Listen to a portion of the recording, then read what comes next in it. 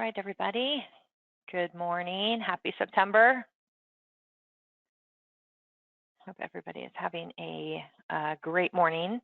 Today we are going to be going over, as usual, our QuickBooks Enterprise versus QuickBooks Online Advanced information. Today we're focusing on sales transactions, comparing sales transactions in the two products. Very exciting. Give everybody a couple seconds to get logged in here. This PowerPoint is also available in the handout section in your GoToWebinar here. So please make sure to grab that if you would like to. All right. And I apologize, we had some crazy weather over the weekend, and so I do have a little bit of hoarseness in my voice. But we'll go ahead and get the ball rolling here. Okay, so as a reminder, who we are, so I'm Marjorie Adams, I'm the CEO of Fourlane. Here at Fourlane, we work primarily with QuickBooks Enterprise customers. We have been since day one, doing conversion work from outside products into enterprise, products like NetSuite, Sage 100, Sage 300, Mass 90, Great Plains, all the things. And we've been doing this for a long time. We have a lot of clients doing those conversions. We also help customers who have been using QuickBooks for a while actually use the entire product. So making sure that they're taking advantage of all the things that they are paying for, because what we always like to say over here is people just don't know what they don't know about QuickBooks, right? And so we help make sure that you know all the things. So this is just some of our services that we offer, and in case you hadn't heard them recently. So today we're going to be talking about sales transactions. So this slide is just going over briefly, oops, there's an open parenthesis there, briefly what are the different sales transactions inside of QuickBooks Online and QuickBooks Desktop. And these are sales transactions that you would expect to see in a lot of products in the accounting space. So we have estimates. Estimates are non-posting transactions. So non-posting means that it does not affect the financials. Right? So if I put an estimate in, my balance sheet does not change, right? My P&L does not change. Doesn't mean that it doesn't show up on other reports, but those two reports are not going to be modified. So that's what non-posting means. So what do we use an estimate for? To provide a quote to a customer. Here's what it's going to cost you. In QuickBooks Desktop, we also say we use it for budgets for the job to track at the task level or item level, service level. Then we have sales orders. So this is also non-posting. The estimate has progressed. It drives demand for product. Right? So this is something we're going to be looking at today. Invoices. So this is our first posting transaction. This will affect your financials, and it hits accounts receivable. I don't know why I have an open parenthesis there. Sales receipts, these are also posting transactions. They bypass accounts receivable though, right? So it's still a sales transaction, but it bypasses accounts receivable to hit cash or another current asset account. We're going to talk about delayed charges today. So delayed charges are non-posting. This is QuickBooks Online only, and allows you to track charges that you are going to put on an invoice in the future. Right, this is not billable expenses that we're going to put onto the invoice in the future, so an expense that's driving revenue. It is just revenue that we want to remember to invoice for in the future. Then we have statement charges. So this is QuickBooks Desktop. These are posted transactions. We add a charge in that you would see on a statement if you create a statement for the customer. But there's no transaction, so you can't like open one and send it to the customer. So it's kind of a strange one. And then of course, credit memos, also posting transactions. This is how we give refunds to customers. Generally runs through accounts receivable, and then you cut a check if you need to actually issue cash back to the customer. So we'll be looking at all of these today. So this is kind of our agenda here. So we're going to talk about types of sales transactions, right? What is available in each product. We're going to talk about workflows. So how do we progress through these, or when would we be using these? any kind of customization that we can do along the way, and then clean up abilities if we have time. This is just a lot to cover. So we also will have a video in the future around cleanup. So let's dive in product. Of course, that is where I like to be. And we're going to hop on over into QuickBooks Online Advanced. So of course, my main focus with these demos or these webinars is that we are going to be talking around QuickBooks Online Advanced. We're trying to let people build their comfort level because our audience is asking us when they can move to QuickBooks Online versus being in QuickBooks Desktop. What we've found is that the biggest barrier is navigation. So we want people to start to see navigation. And then also the second one is functionality. So we want them to see functionality as well, what is possible. So we're talking about sales transactions. There are a couple different ways, right, that we can get to sales transactions. So over here, I can come in and see sales. I could go to new and come over and see all of the different transactions that I can add in. But I'm going to go ahead through the sales section. When I come in here, I can click on, notice that estimates. Estimates is turned on, but it's not one of the tabs here, right? So some people can get lost to that. But if I go to all sales, I can create a new transaction, and there is my estimate screen.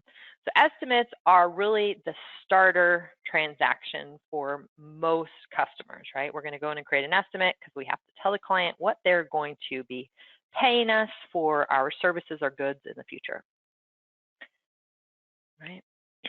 So when I come in and create an estimate, just to take a look at the screen here, there are some things that QuickBooks Online Advanced does that QuickBooks Enterprise does not do.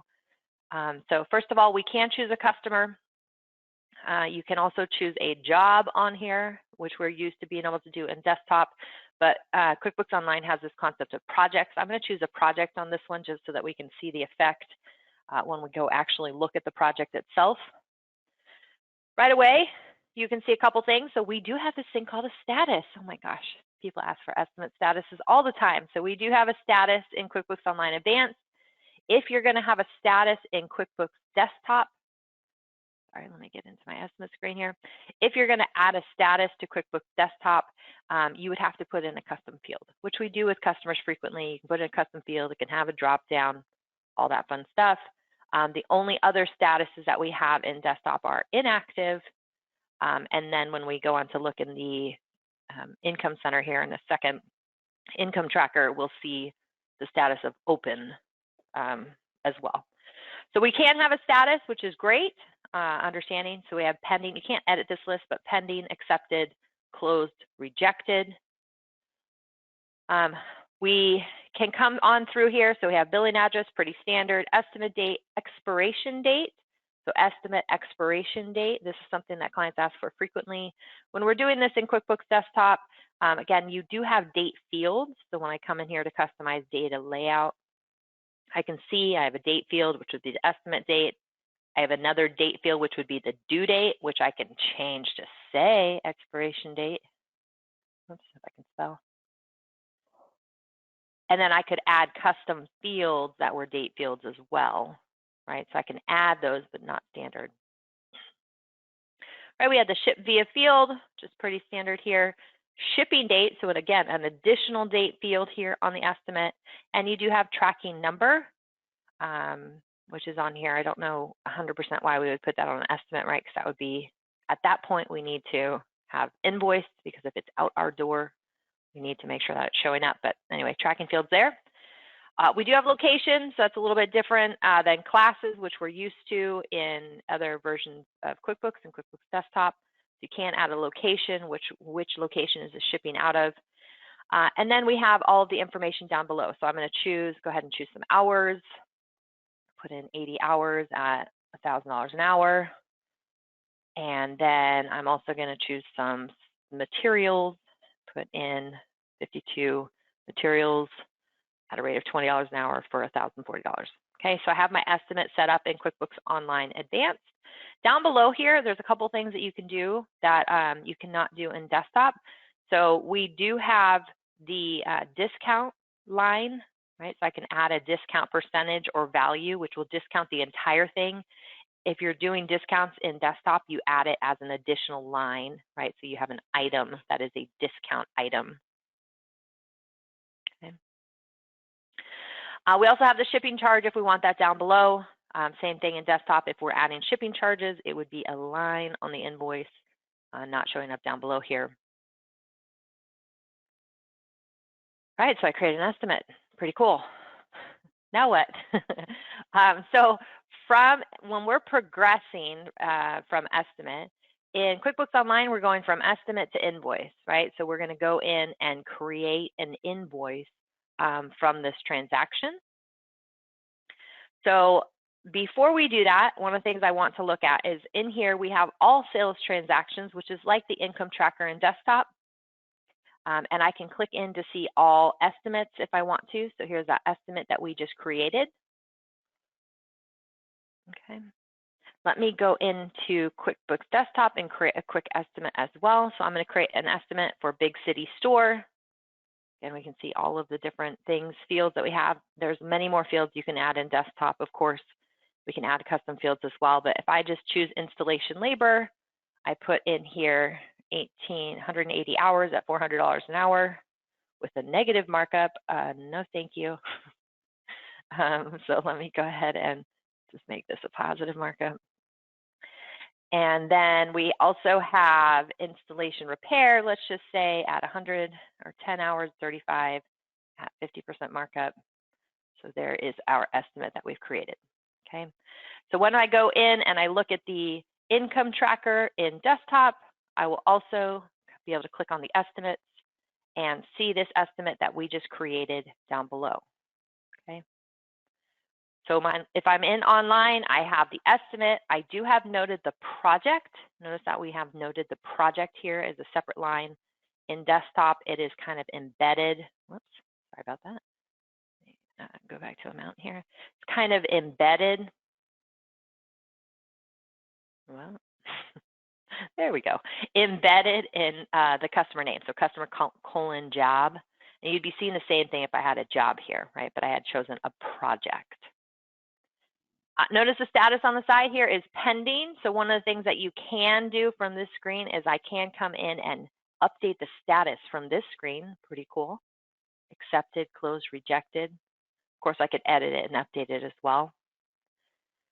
As far as batch transactions with the estimates from this screen, I can batch print, batch send these transactions, right? And then, of course, you can create an invoice from here as well. In desktop, the things that you can do when it comes to batch, so I can come in and batch email, batch mark inactive. So this is one of the statuses that we talked about, not this status, which can be confusing. Inactive just means it's not going to show up anywhere anymore. This status is whether or not it has been invoiced. Okay. And then actions we can do on the side, convert to invoice, sales order. Again, mark as an inactive, print it or email. All right. And this will be similar. I'm just showing this for the estimates. It would be similar for sales orders, maybe different batch actions, but similar for invoices as we move along the line. So let's go ahead and create an invoice from this estimate. When I create an invoice inside of QuickBooks Online Advanced, we have a very similar screen to what we're used to seeing in desktop.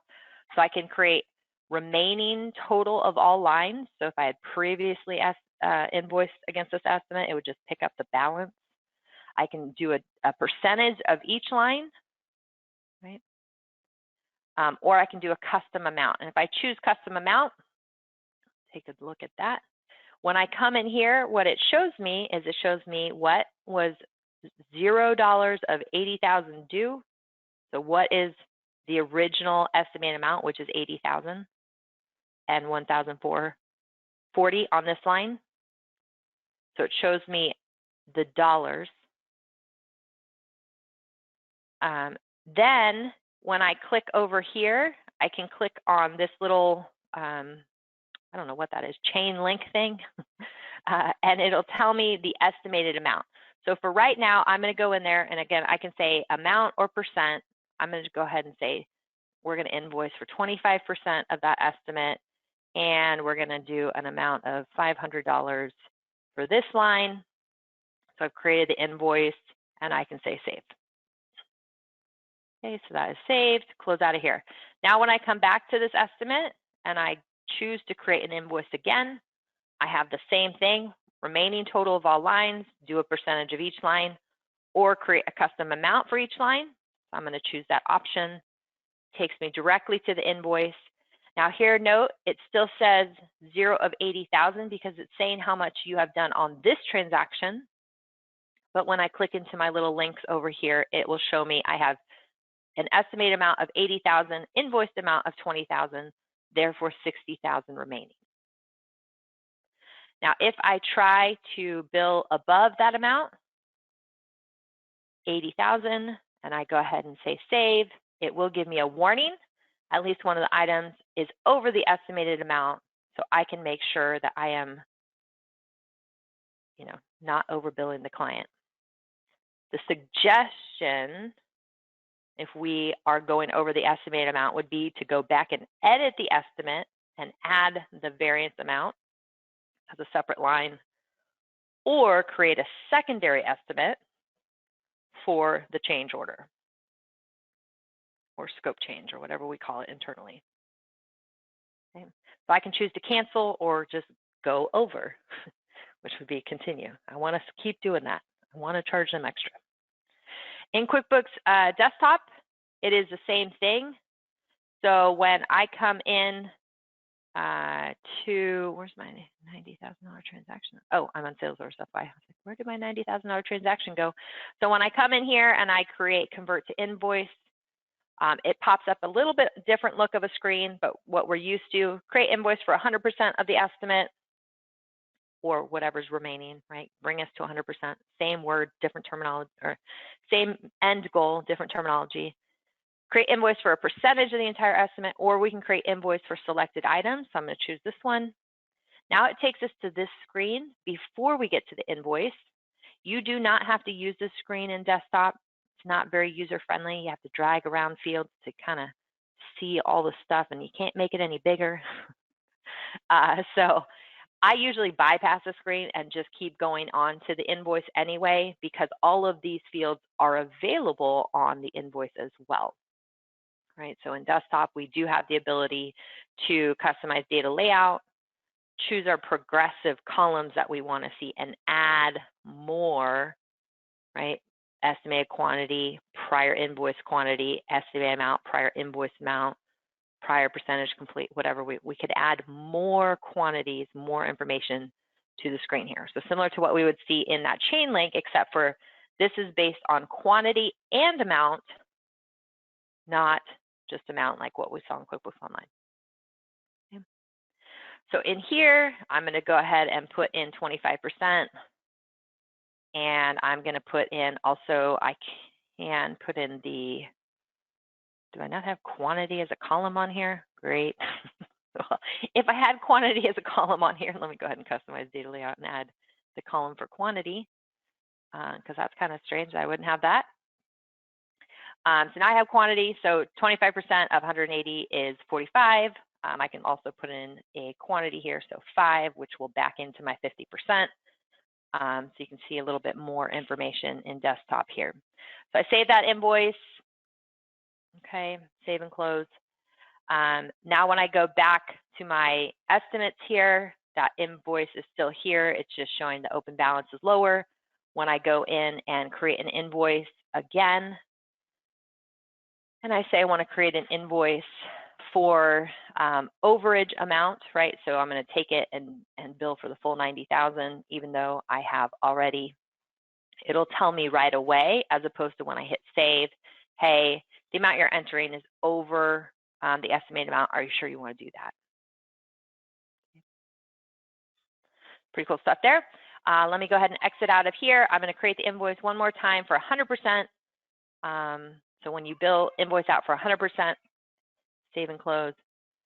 It does not change the status of the estimate, does not make the estimate inactive, as we mentioned before on the estimate screen, right? You can mark something as inactive, but what it does do is it changes the status here of open to closed, because we have invoiced out the entire estimate, so we don't need to focus on it anymore here.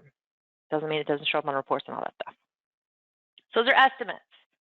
Okay, estimate to invoices. That's how we're going to be doing workflow inside of QuickBooks Online Advanced.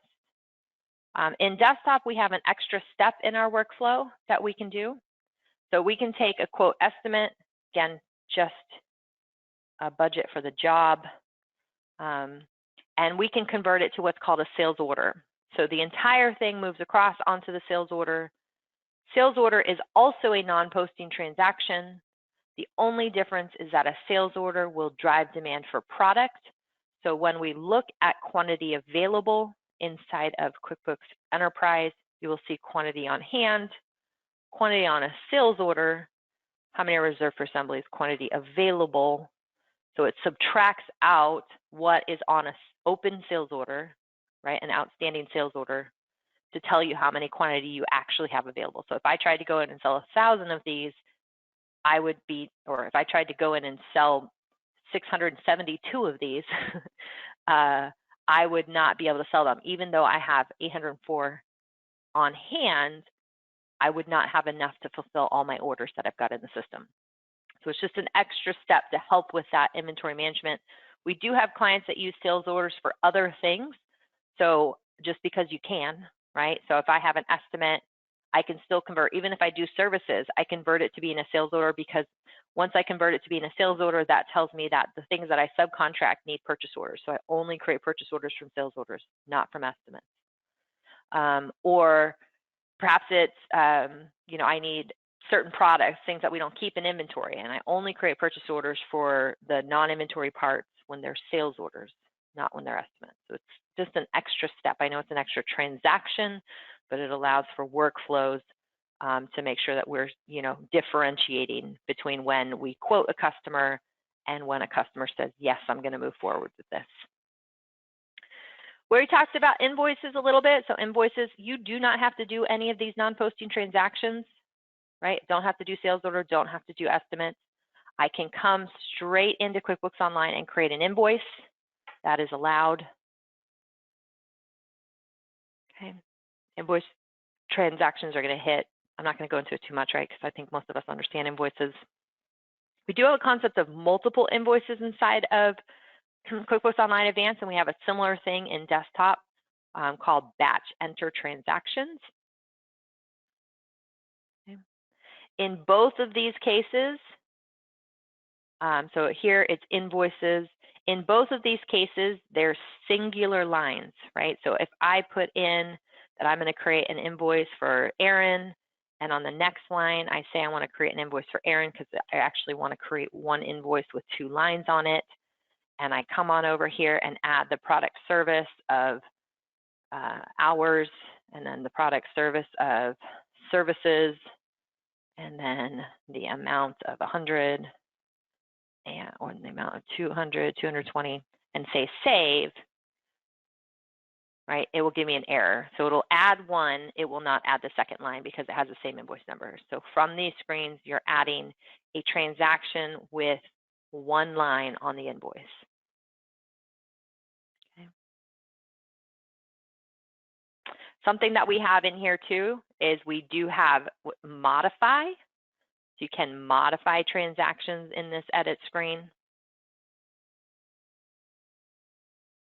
And so you can come in here and make modifications. Let's say we had the wrong amount, we had the wrong classes. This is something that we do not have available in QuickBooks Enterprise, QuickBooks Desktop, this modify. Right. Now notice that they have multiple lines on this one, right? You're still just seeing 1 line. So things you can modify are mostly header type things. So terms, classes, etc. So very cool. And let's move on to the next one. So we do have sales receipts. So these are available in both versions, QuickBooks Online and QuickBooks Desktop. So when you're doing a sales receipt, generally when this is happening is if we are taking cash payment at the time of sale. So web store orders frequently come in as sales receipts. We'll see that a lot of times. If we have any kind of counter sales and we're not using a point of sale software, we're using our QuickBooks as our point of sale software, then you'll see these sales receipts used. But they look very similar to a invoice transaction. They are a posting transaction. The only biggest difference is that you can take a payment right from the screen. And then we have the deposit to as well, so I can choose which accounts that we want it deposited to. Sometimes it'll go straight to cash, sometimes it'll run through undeposited funds. So if I take a credit card payment as an example, it'll go to undeposited funds so that when the credit card batches for the day, the entire deposit will go into my bank account and relieve undeposited funds. In QuickBooks Desktop, this is very similar. We have the create sales receipts, same thing, just gonna have a little bit more customization, but you can see I am saying in here, cash, check, debit, credit, and then it's a preference to decide where you want these to go. If you want them automatically to go, I have it set to automatically have them go to undeposited funds right now. I would be able to take that preference off if I wanted to make a choice of where it's going.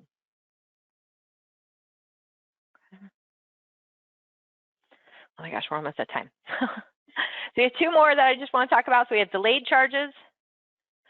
Delayed charge in here. Again, this is a non-posting transaction. This is available in QuickBooks Online Advanced only. And so when we come in here and I choose a delayed charge, I can put in hours, what's the amount that I'm going to be charging, and say save and close.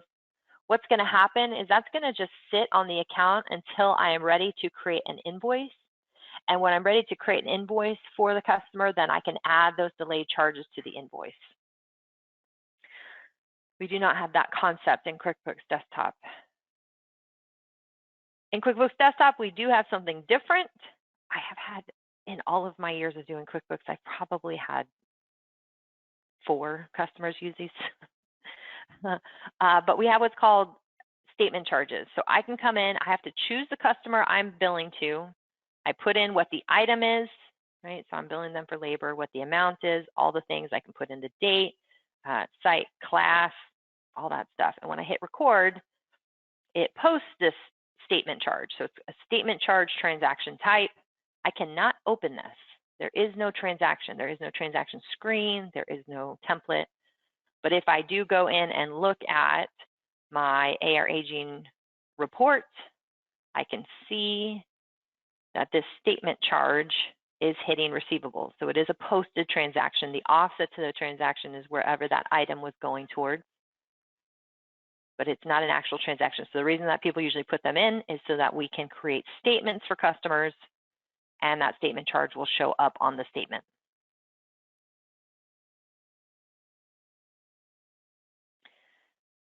Okay, the last one that we have is credit memo. So this is considered a sales type transaction.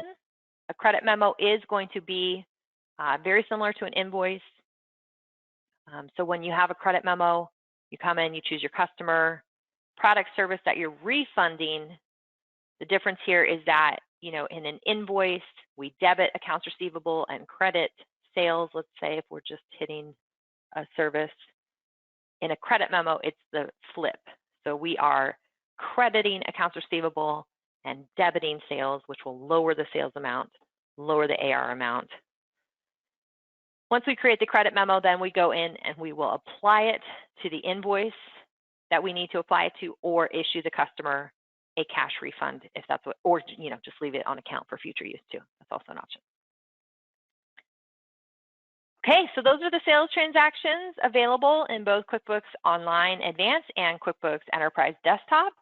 I do have a quick poll to ask you guys which versions or which sales type transactions you are using currently. If you will fill that in. And then if you have any questions for me, please make sure to put questions in chat. I will keep the session up for a little bit. It looks like I do have a question here. It says, we ship inventory and the challenge in desktop is to identify when the sales order needs to be shipped on the sales tracker without having to click into each sales order. Do you have any suggestions? So there is a sales order fulfillment worksheet in desktop.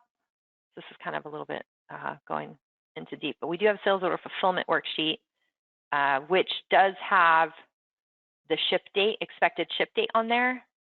So I wouldn't be driving fulfillment of sales orders from the income tracker, I would be driving it from the sales order fulfillment worksheet. So Carrie, hopefully that helped you out there.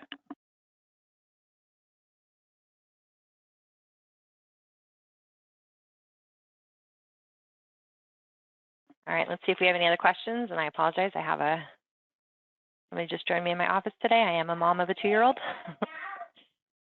All right, that's all we got for you today, guys.